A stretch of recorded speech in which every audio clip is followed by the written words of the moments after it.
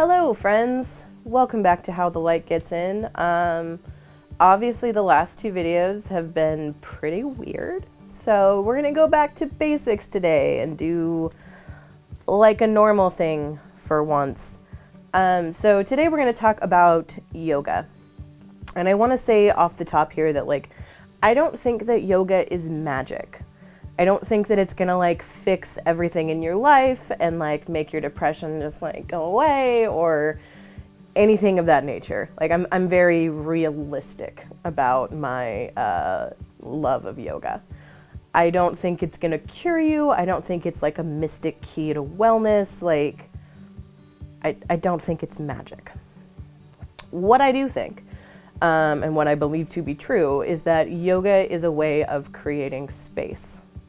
It creates space between your joints and between your vertebrae and in your body and in your mind. And when you have space, you can actually be thoughtful about the choices that you make and the directions that you move in.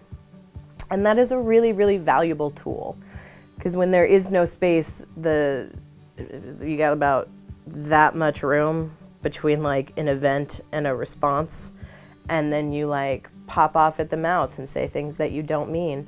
I could tell you about 100,000 stories of times that I've done that, and then people just thought I was mean. But I'm not going to, because I want you to like me. So there is the space creating aspect of it. And then there's also just the fact that if you have a solid yoga practice, you are spending a good amount of time each day or each week at least really tuned into yourself and your body and your mind. And the more awareness you can have of those things, I think the better position that you'll be in. Because when you boil it all down, all that yoga is really is a physical way of being mindful. And mindfulness is a super useful tool if you are struggling with anything, anywhere in your life. So I got started doing yoga, I'm gonna say 6 years ago, but the math on that might not be right. And what happened was, so when you're first starting out as a therapist, at least in the state of Kansas, probably everywhere else too, the first couple of years that you're working, you have to work under someone else. So this person is called a clinical supervisor. Their job is to make sure that you are doing what you're supposed to and not ruining people's lives. So one of the clinical supervisors that I had when I was first starting out was this guy, Richard. And Richard was brilliant and also super weird. On more than one occasion, he flossed his teeth while he was meeting with me, and that's a level of intimacy I was not prepared for at work. But I was in supervision with Richard one time, and I could not even tell you what I was ranting about. I was worked up about something and talking really animated about it for a while. And to his credit, Richard just let me go because he wasn't going to stop me anyway. And so I got to a pause point in my whatever I was talking about and kind of looked at him and he said, "You have a really loud brain. You should probably do something about that." And he's not wrong. Some people call it monkey mind, which I think is a pretty accurate description because it is just branch to branch to branch. I call it asshole brain, because that's how it feels when it's operating inside of your head. Anyway, so I started doing yoga because yoga allows me to find a little bit of quiet, and it is a way to close out most of the browser tabs I have operating inside of my head at any given time. So if you follow me on Instagram or Twitter, which if you're not doing already, you definitely should, or if you know me for reals, then you know that I started at the beginning of this year training to become a yoga teacher. At the time that we're recording this video, I'm about halfway through that, and it's been super great. It doesn't matter. I'm not going to explain everything that I'm going through because I think I'm going to talk about that at another time. Suffice it to say, it has been a very positive experience for me. So there are some principles and some ideas that we've talked about in the context of that training that I think have some applicability, I don't know which one of those is a real word, to everyday life, and particularly everyday life if you are someone who struggles with some mental health stuff. So The studio that I am doing my training through has 4 agreements that we all have to kind of sign off on when we start. The first one is to renounce performance anxiety, because yoga is not performance art. Like, I know you see a lot of people on Instagram doing like bananas poses where their like entire body is balanced on their pinky while like their feet are behind their head or whatever. And that is part of it, but it's not designed to be for other people to look at. It is designed to be for yourself. The way that my trainer put it is that the real yoga is inward. And I think that's very true. And in the same way, like, real life is inward. Everything that we do, everything that we see, every interaction that we have, we filter through ourselves. And ultimately what makes meaning in our lives is that internal process. So if you get too attached to the show that you're putting on, I think you lose some meaning in the process. So just do you and do your best and seek joy instead of perfection. Number 2, always practice in such a manner that what you did today you can do tomorrow. I wish I just counted for like 2 months before I recorded this so I could give you a solid number.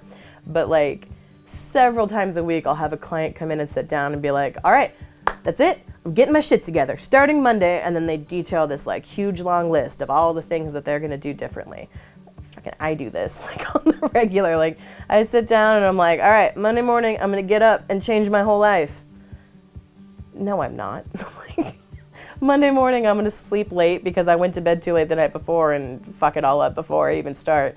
And then spend the rest of the week kicking myself in the ass for not doing what I said I was going to do.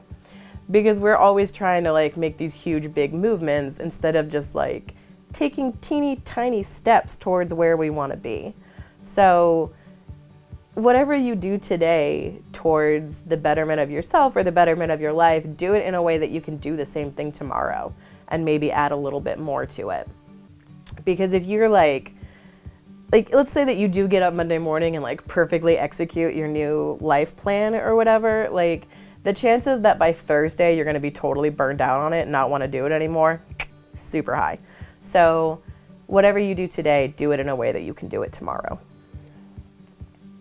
Number 3 is no comparisons. Like, you can't win at yoga unless actually there is like a yoga championship in India. So I guess if you want to enter that, you can win. But day to day, there is no like gold medal for being the best yogi. And I think it's important for us to keep that in mind in real life. Like, you're not going to win. You know what I mean? Like, we're all just going to die at some point. So your goal should be to make joy and make contentment, not to like be a champion or whatever. Competition creates frustration, and frustration does not really have a place in yoga, in my mind at least, because it's about finding peace and it's about finding joy. And if you turn it into this whole like, I'm gonna be the best thing, like you're gonna suck all of that right out of it. So I think this is like the 3rd time I've quoted Dan Harmon. At some point I'll probably get into why I'm so obsessed with him. But he always says that like the only way to be a good writer is to be a bad writer. Write crap. Write absolute garbage. Marvel at how terrible you are at writing. And eventually it's not going to be crap anymore because you will have worked on it. The reason that people get writer's block or like get paralyzed in the face of some project they want to complete is because they're afraid they're going to do a bad job. Just do a bad job. Like, I know for a fact that I am not nailing a solid 60% of the yoga poses I do, either because my body literally won't go there or because I'm not focused on the right parts of it or whatever.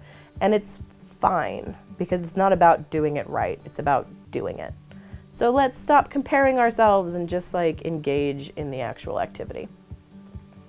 The last agreement is that as great of a physical effort as you make, put forth as much of a mental effort.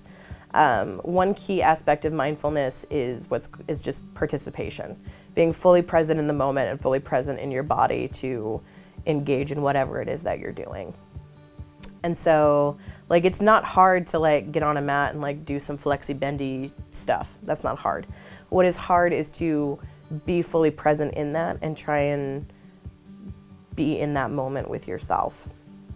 So no matter what you're doing, try and put yourself there 100% instead of like trying to multitask. Because like I've never met a person who didn't think that they were like a super great multitasker. Research has shown repeatedly the human brain is not actually capable of multitasking.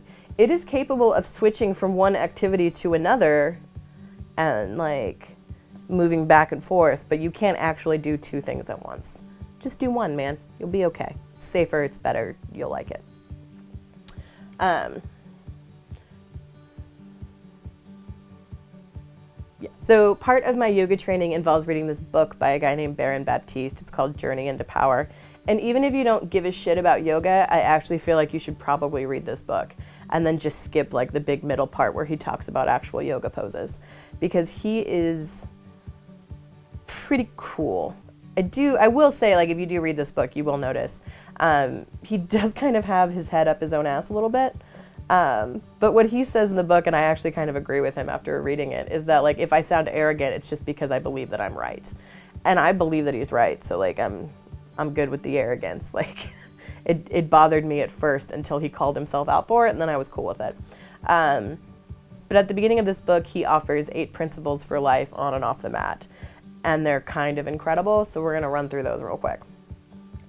Number 1 is we are either now, here, or nowhere. Everything is happening right now in this moment. Like, your thoughts may not be right now in this moment, because sometimes they're like way off in the future, way back in the past. But if you're not grounded in the moment and grounded in the present, then you're missing out on what is actually happening in your life right now. He says all life happens in the present moment. Memories and fantasies can be very nice, but they lead us nowhere except into the past, which no longer exists, or the future, which doesn't exist yet. So our goal should always be to be present right here and now. Which I love, because again, like yoga is basically just mindfulness. And the more mindful of a life that you can lead, in general, the happier you're gonna be, because you're gonna be grounded in the experiences that are right in front of you, instead of obsessing about the things that you hope or are afraid are going to happen later, or the things that have already happened. His second principle is be in the now and you'll know how. So what he's saying is like, some of the poses that you do in yoga are super weird. Like, and if you just look at them objectively, you're just like, how does one make their knee bend in that fashion? But if you bring your attention solely into that moment and into your body, you're gonna have a sense of what exactly you need to do to get there. Like, I have noticed there are some poses that I can do very, very well when I'm very focused. Like tree pose, if you don't know what that is, you're like up on one leg, like it's a balance pose. And if I'm like kind of thinking about stuff I need to do later, or thinking about stuff that happened earlier in the day, I can't do it. Like, I can't maintain the balance. I can't figure out how to anchor my feet enough to stay up. And if I just bring myself into my body and into that moment, I'm good. Like, I can hold that shit for like a full minute without any problem. Like, eventually my toes get kind of sore, but like I can stay there for a while. So I ask people a lot when they present like these big dilemmas to me, you know, well, what do you want? And half the time they tell me they don't know. And they don't know because they're not really thinking about this problem right now.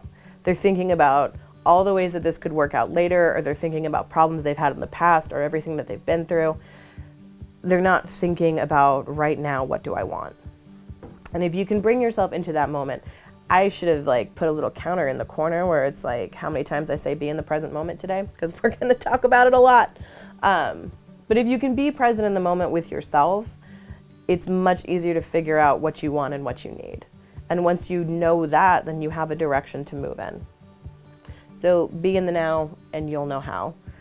He also says when you tune into the present moment, you rein your focus back in from distractions around you, which is true. Like, being a human person at this stage in human history is really difficult.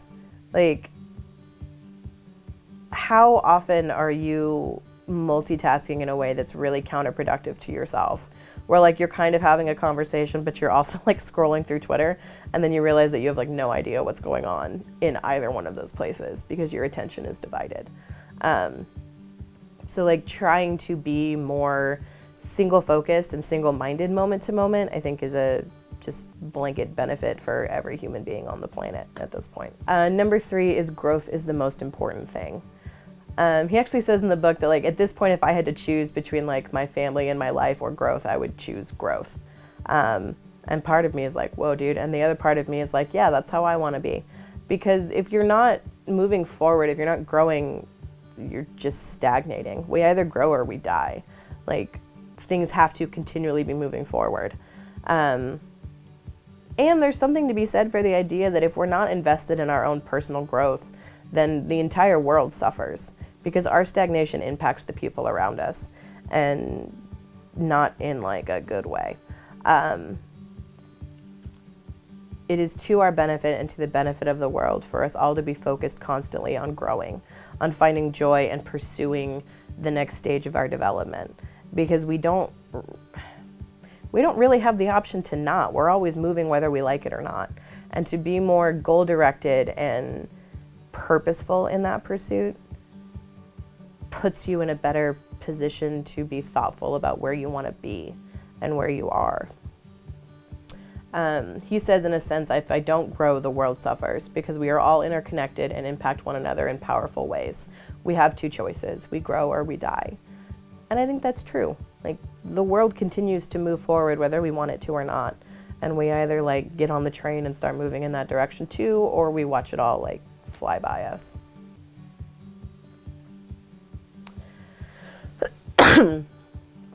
And what he talks about in that context is the idea that like yoga pushes you to the edge of your limitations.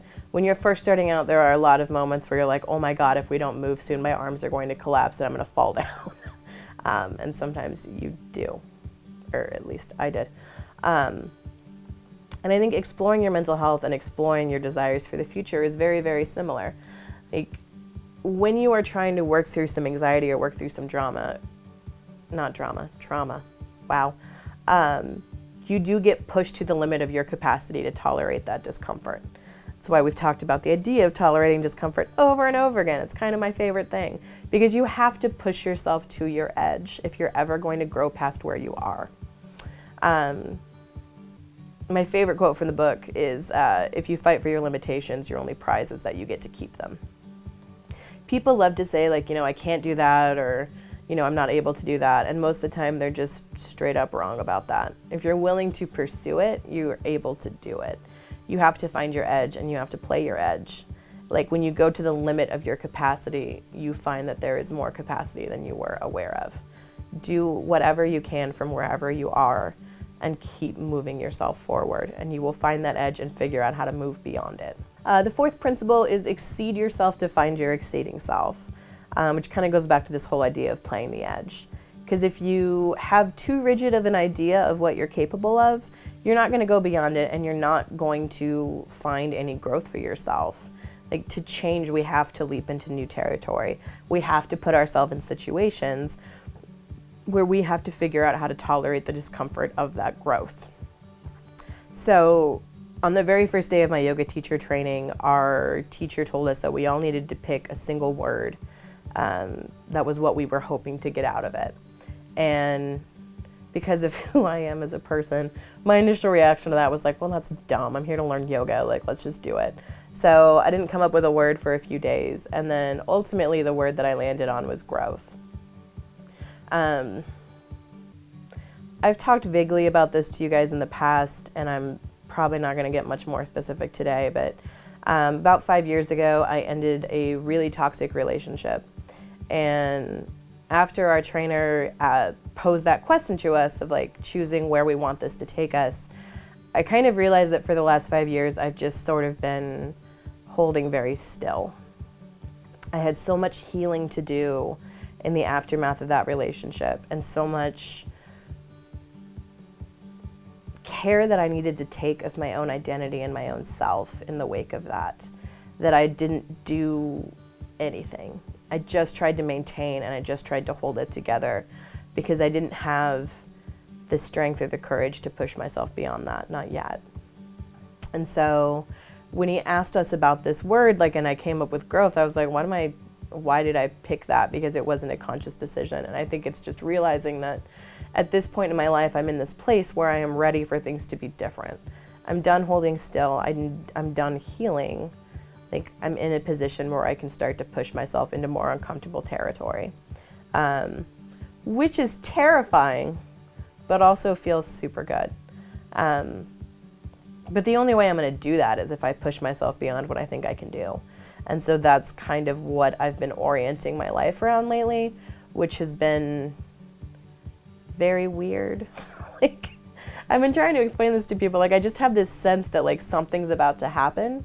And usually when I have that feeling, it's like this terrifying dread that just like paralyzes me.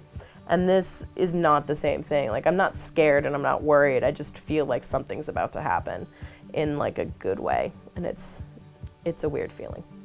Anyway, so what Barron says is, if you do what you've always done, you'll get what you've always gotten.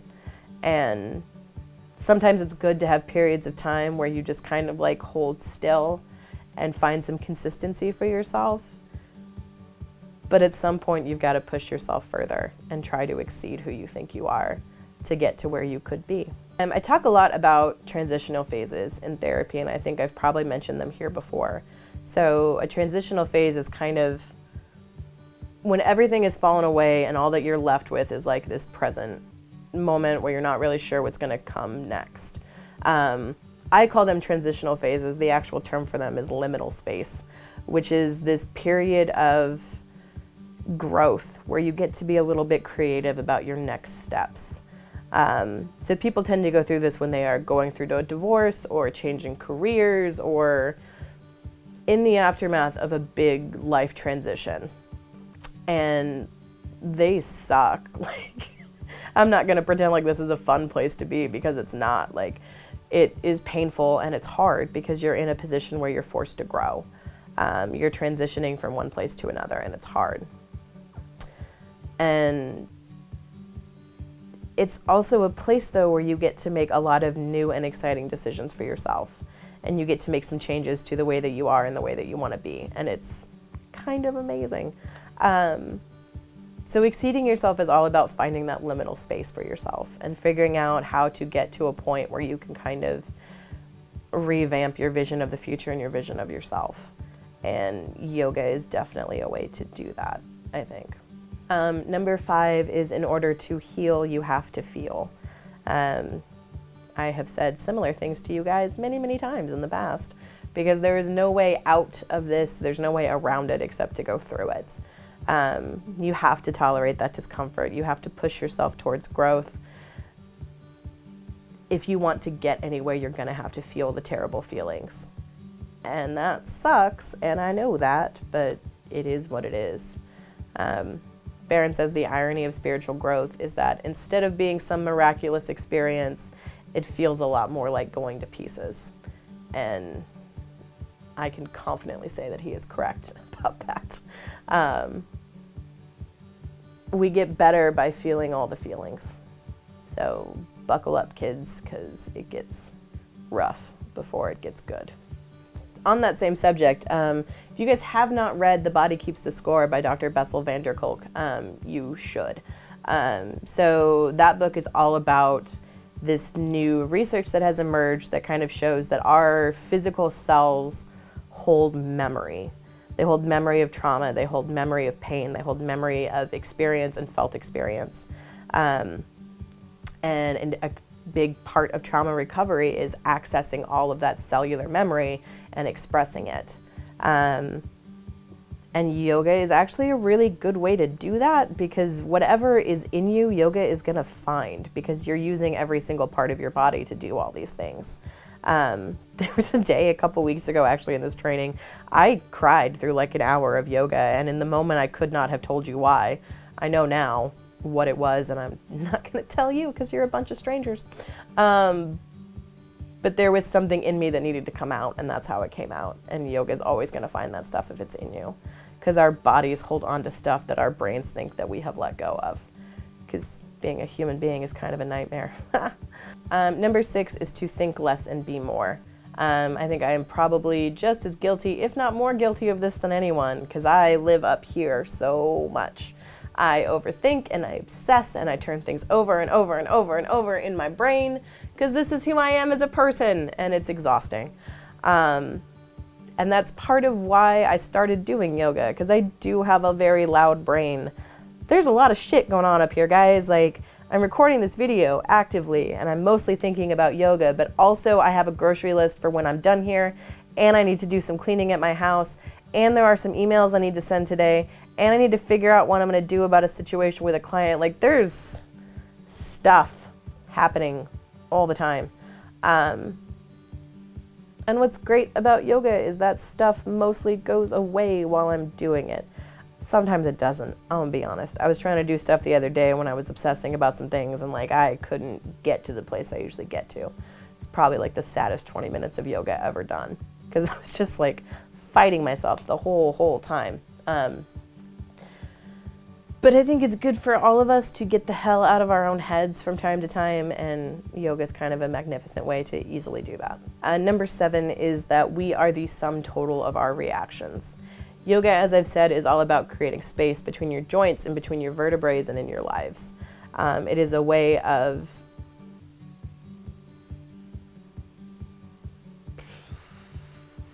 mediating, that's the word I want. It is a way of mediating your reactions and your responses. And when you create that space, you don't pop off quite as often. Your responses are more thoughtful and less automatic. And that creates more space for you to grow and to change. Because the more that we do things differently, the better we get at doing them differently. Like, our brains carve neural pathways. And so if we get stuck in a maladaptive neural pathway, we continually make a choice and respond in a way that is not particularly good for us.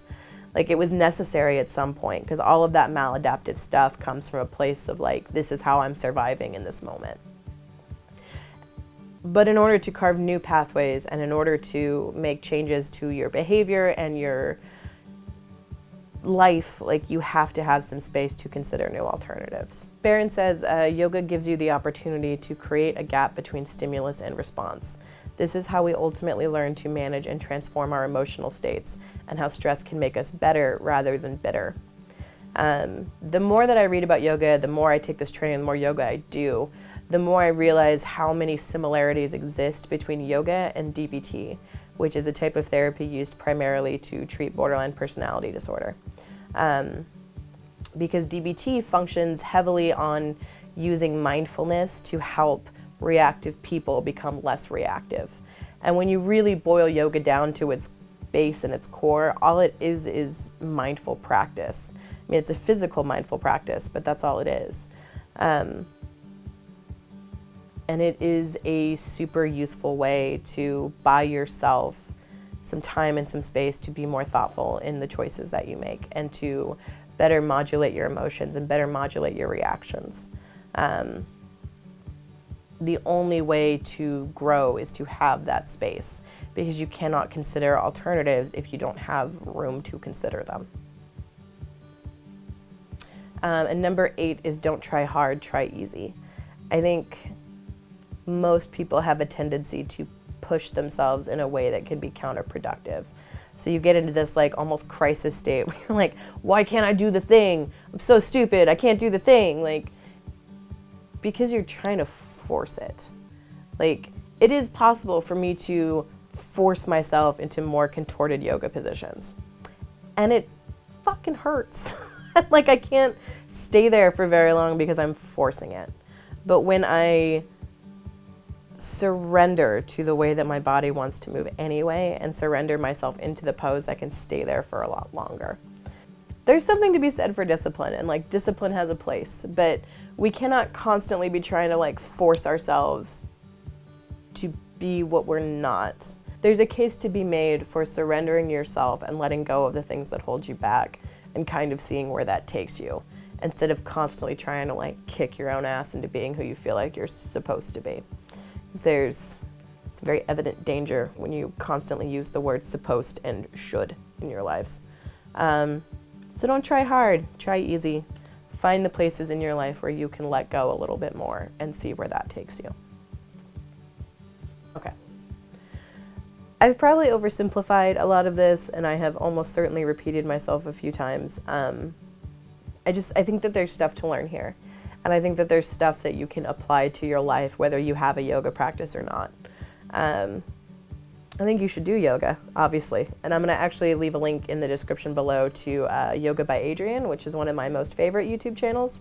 Adriene's dope. I hope we could be friends someday. She offers a lot of really great yoga videos that will, I think, give you a good start into doing this if it's something that you want to pursue, because I do think that there's a lot of benefit to be gained there. A huge part of all of this is not avoiding discomfort, but figuring out how to be in it and how to tolerate it, how to be present in the moment and be here now and be gentle with yourself. And those are things that most human beings could benefit from, because I don't know about you guys, but I'm a real dick to myself a lot of the time. Like, I never think I'm doing good enough. And the more I try to incorporate these principles into my life, the better I feel. Because my internal monologue, which apparently, like, some people don't have, which blew my mind. I don't know if you guys saw that article that was coming out earlier this week. But what the fuck was I talking about? Anyway, I've noticed the more that I do this, the more I'm able to be kind with myself and the better I feel. Because every moment of my life does not feel like a tug of war between, like, what I think I want and what I feel like I should be doing. And I'm creating space, and it's making me a better person is really what it boils down to. So yoga technically is a spiritual practice. Like, it was developed because the path to enlightenment involved, meditation, and how could you meditate for 8 hours if your body's going to hurt the whole time? So the entire purpose of yoga was to get your body to a point where you could meditate for 8 hours without pain. So like the Buddha, when he ascended to enlightenment or whatever, he had meditated for, I think it's like 7 weeks or something. It's like 50 days. It's crazy. And then he like got there. And so when he came out of it, his initial thought was like, well, this can't be taught. And then he realized that, like, or maybe God spoke to him, can't remember, but realized that he had to take this into the world and he had to teach the people that he could. And so the way that I've heard this story is that Buddha figured out basically that there are 3 kinds of people in the world. There are people who have so much sand in their eyes that they will never see what he could see, no matter what he did. And there are people who already don't have sand in their eyes and already live in an enlightened state. Like, if you watch Parks and Rec, you know that there's that episode where Chris makes Ron go to a meditation place and Ron just stands there quietly for like 2 hours because Ron does not have sand. He's just a calm person. But the 3rd kind of people are people of little sand. People who have a hard time seeing naturally but could be taught and could get the last of that sand out of their eyes. And ever since I've heard this story, I've become obsessed with the level of sand in my own eyes and been hopeful that maybe there's like not too much there for me to get to this place. And so part of making this whole video is my desire to like tell you other people who don't have a lot of sand in their eyes how to find some joy, I guess. I don't think I'm the Buddha. Did I just accidentally compare myself to Buddha? Not my intention.